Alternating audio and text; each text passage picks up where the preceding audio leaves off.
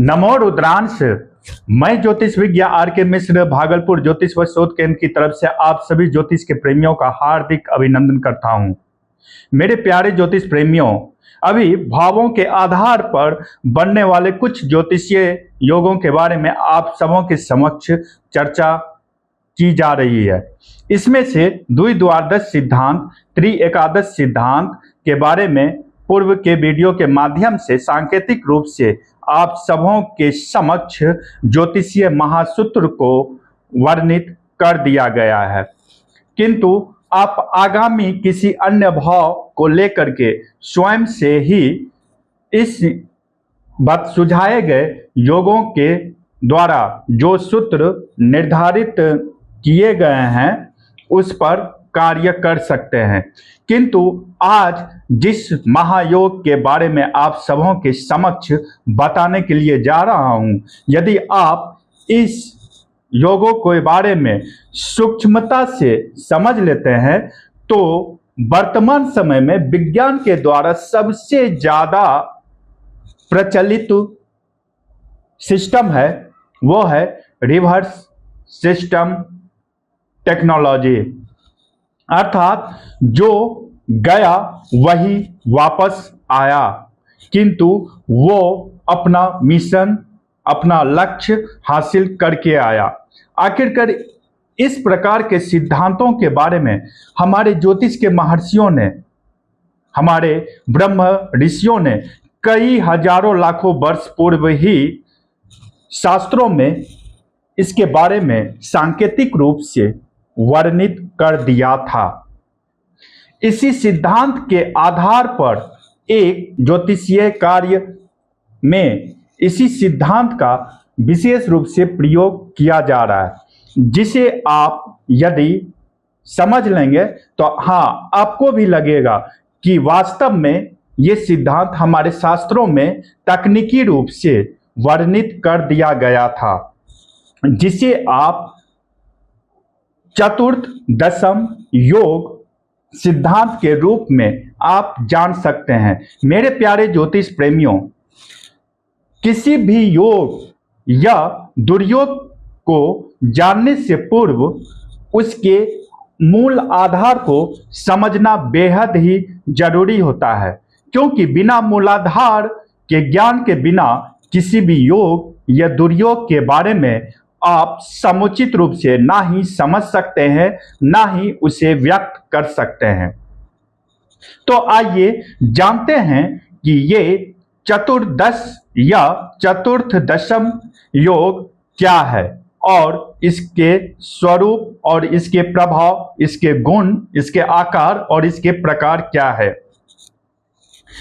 हमारे पूर्वजों ने और शास्त्रों में स्पष्ट लिखा हुआ है और दुनिया के हर एक शास्त्र में ये लिखा हुआ है कि आप जैसा कर्म करेंगे वैसा ही आपका मन, आपका भाव और आपको परिणामों की प्राप्ति आपको मिलेंगे। अर्थात वे कर्म जो सही हो तो उसका फल हमेशा सही ही मिलता है, जो कर्म बुरा हो उसका परिणाम हमेशा बुरा ही होता है। इस बात को संसार के सभी शास्त्रों में कोई ऐसा शास्त्र जो धार्मिक आधार पर रचित हो उसमें नहीं हो, ना ही देखने को मिले, ऐसा कदापि संभव नहीं। हर एक शास्त्र में और संसार के हर एक व्यक्ति इस बात को भली भांति जानता है, किंतु इसी मूलाधार स्वरूप को आज ज्योतिषीय सिद्धांतों के अनुरूप आप सबों के समक्ष कुछ विशेष चर्चा करने के लिए जा रहे हैं। इसे समझने के लिए एक उदाहरण लेते हैं, जैसे कि लग्न को ही हम लोग आधार बनाते हैं। लग्न क्या है? व्यक्ति का व्यक्तित्व, व्यक्ति स्वयं। लग्न मतलब आत्मा, लग्न मतलब शरीर, उसी के चौथे भाव और उसी का दसम भाव को आप देख लें। चाहे चतुर्थ भाव में हो या फिर दसम भाव में, यदि लग्न के स्वामी लग्नेश अर्थात आत्मा की उपस्थिति हो जाए, लग्न आत्मा का घर है, इस शरीर का घर है, लग्नेश उसी भौतिक शरीर की आत्मा है, अर्थात आत्मा जिस भी भाव में हो उसमें जागृति आ जाती है।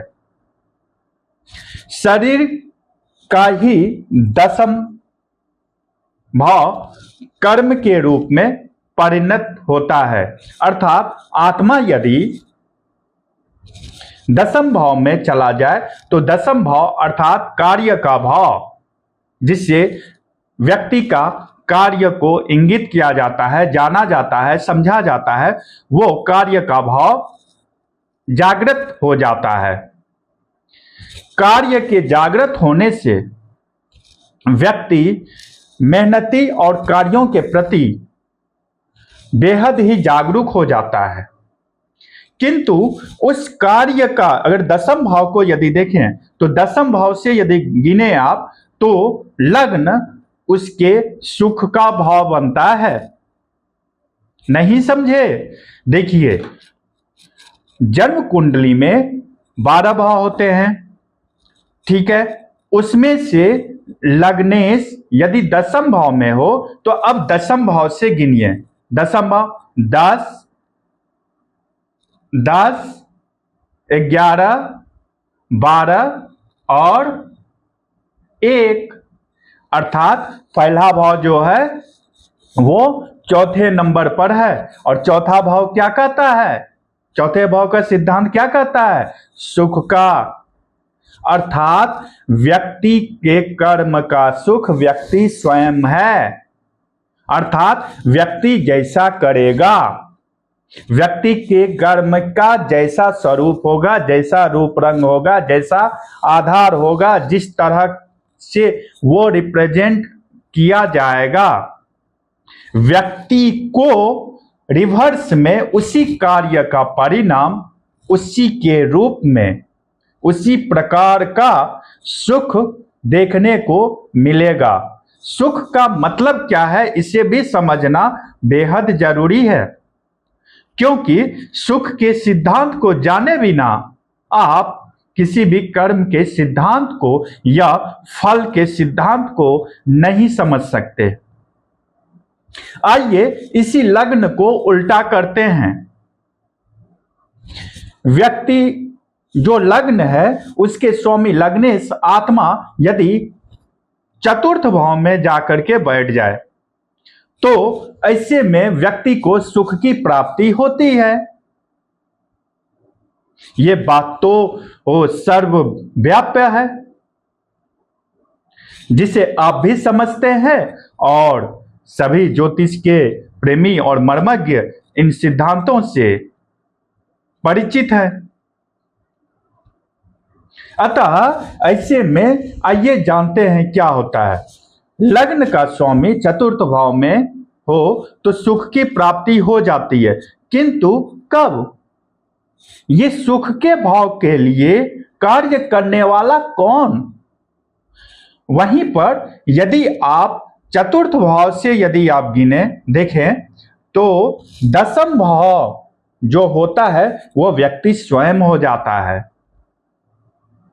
अर्थात व्यक्ति के सुख का राज व्यक्ति स्वयं बनता है। जब व्यक्ति स्वयं कार्यशील होता है, व्यक्ति की सोच, व्यक्ति की भावनाओं पर निर्धारित होती है। व्यक्ति के सुख का राज व्यक्ति का कार्य है, व्यक्ति का स्वयं का कार्यशील होना है। किंतु लग्न व्यक्ति के मस्तिष्क को भी बताता है, व्यक्ति के सोच को भी बताता है, किंतु व्यक्ति का सोच व्यक्ति की भावना रूपी तथ्य के आधार पर कैसे कार्यशील होता है। देखिए, इसमें एक तकनीकी विश्लेषण है।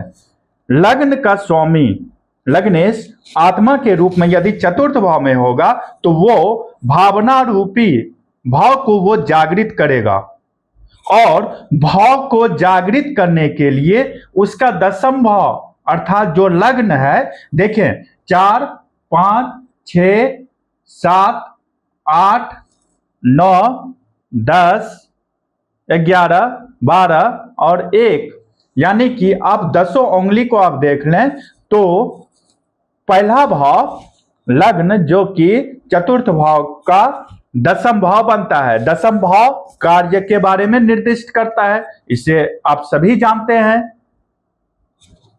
अर्थात भाव को निर्दिष्ट करने के लिए, भाव को व्यक्त करने के लिए व्यक्ति का सोच एक्टिव होता है। व्यक्ति का सोच जब काम करता है, कार्य करता है, तो व्यक्ति की भावनाएं व्यक्त होती हैं। व्यक्ति की निजी सोच और आंतरिक सोच ही व्यक्ति के सुख का कारक है, इस बात की भी पुष्टि करता है। और यह भी पुष्टि करता है भावनाएं व्यक्ति की जैसी होंगी, उस व्यक्ति की सोच भी उसी प्रकार के रूप और रंग को निर्धारित कर लेगा। वहीं पर यह देखिए कि दशम भाव में इसी लग्नेश के होने से व्यक्ति का कार्य व्यक्ति के सोच को निर्दिष्ट कर देता है कि व्यक्ति किस सोच का है। वहीं पर लग्नेश यदि चतुर्थ भाव में चला जाए तो व्यक्ति की भावनाएं व्यक्ति की सोच को निर्धारित करने वाली हो जाती हैं। व्यक्ति की आंतरिक भावनाएं ही व्यक्ति की सोच में परिणत होकर के वाणी के माध्यम से व्यक्त होती है। वहीं पर यदि देखें तो लग्नेश का चतुर्थ भाव में होना भाव की जागृति है, किंतु वाणी के माध्यम से जो कि चतुर्थ भाव का एकादश भाव है, उस वाणी के माध्यम से व्यक्ति का सोच प्रदर्शित हो जाता है। ये ज्योतिष के वे महासूत्र हैं, वे ब्रह्म सूत्र हैं जिसके बारे में हमारे ज्योतिष के मर्मज्ञों ने और ज्योतिष के आचार्यों ने और हमारे ब्रह्म ऋषियों के द्वारा कई हजारों लाखों वर्ष पूर्व ही हमारे सनातन धर्म के में मौजूद जितने भी वेद, पुराण या अन्य धर्म शास्त्र सब हैं, उसके माध्यम से अपने शोध और अपने अनुभव के आधार पर वर्णित कर दिया है। आशा है कि एक दो सांकेतिक सूत्र के आधार पर आपको चतुर्थ दशम योग, चतुर्दश योग जन्म कुंडली में किस प्रकार से बनता है और किस प्रकार से इसे देखा जाता है, आपको जान करके बेहद ही पसंद आया होगा। और पुनरागमन तक आप सबों को नमस्कार।